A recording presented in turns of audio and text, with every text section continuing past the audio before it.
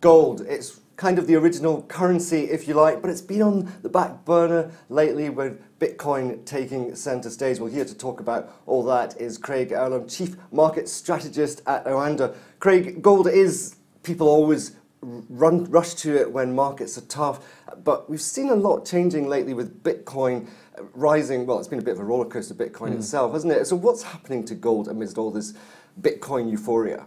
Well, I think first and foremost, people are desperate for Bitcoin to become the new gold, but I think it's a little premature because, I mean, it's this brand new unknown quantity. I'm sure there's going to be plenty of tests for it down the road, but people are desperate to write off gold, as you say, and I think therefore it has fallen completely out the limelight. We've seen a big resurgence in gold really since the middle of December. I don't think it's a coincidence that that has come in line with the dollar falling off a cliff, as it were. Gold tends to be driven by a few fundamental factors. One is US interest rates, another is risk on or risk off markets, and the other is just simply the strength of the dollar. And the dollar has been weak since the middle of December, and the gold has had this big resurgence. It was looking quite weak around the 1240s. And that's what we're seeing here on this chart. We're seeing this rise up. I mean, and that's where do we go from here? Because it is starting to turn a little bit just there at the top, at the end of that chart. Yeah, I mean, I'd call that more of a consolidation than a turn at this point. What you'd quite often see in these moves is when you see a big run-up, and that's exactly what we've seen. There's a lot of green candles there. There's a lot of daily gains. At some point, you're going to see traders taking some profit. That's a big move. 1240 through 1320. That's a very big move. At some point, people are going to be like, let's take some cash off the table. Let's wait for a pullback, and let's see let's wait for some more attractive levels. And I think that's what we're seeing here. We're not seeing much downside appetite, which I think is quite interesting. So that's quite a bullish signal at this stage. So I think there's more chance in my eyes of it going back towards the kind of 1350s than there is of it breaking through the 1300s. Well, talking about cash, let's get to some real currencies. And the Japanese yen, well, here's the euro yen daily chart. And we had some interesting news from the Bank of Japan yesterday. So what's going on here? Yeah, the Bank of Japan decided to buy less of its longer-term bonds. They took about 10 billion off the 10 to 20-year bonds, 10 to 25, maybe 25 to 50, another 10 billion.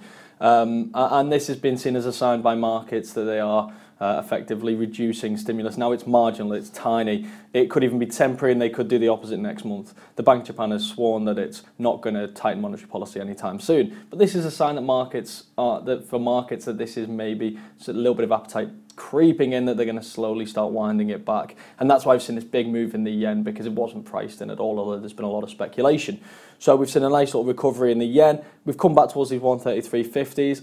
I mean, given the size that we've seen of this reduction and the chances of it being reversed, I'm not overly bullish the yen. I think this is well, it's a big move in comparison to what we've seen. I don't think it's a long-term move. I think 133 will be the key test. So at 133, from a technical standpoint, you've got just below the 61.8 fib of this move. But more importantly, that Ichimoku cloud, that's quite important for yen pairs, typically in trending charts, and you can quite clearly see this is a trending chart. So 133 to the downside will be a test. Okay, so 133 a test of that. Well, let's swing it over to the euro and the US dollar, because I'm curious as to what's been happening here. We've had strength in both and then weakness in both.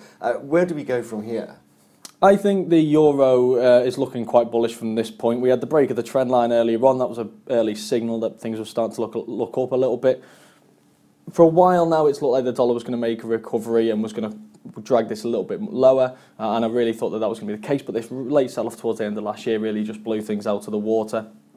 We went through previous highs, which was quite a bullish signal, and right now the dollar against a number of different currencies is looking quite vulnerable, and I think that's what we're seeing here. We had a nice little rally and a correction, a rally to new highs, and this looks like another correction to me. So my eyes are on 118.50 through 119, 50, 61.8 fibs. We could even see a bit of a correction back to 118 maybe, which is a 50% correction of the longer term move, but ultimately this is looking quite bullish for me.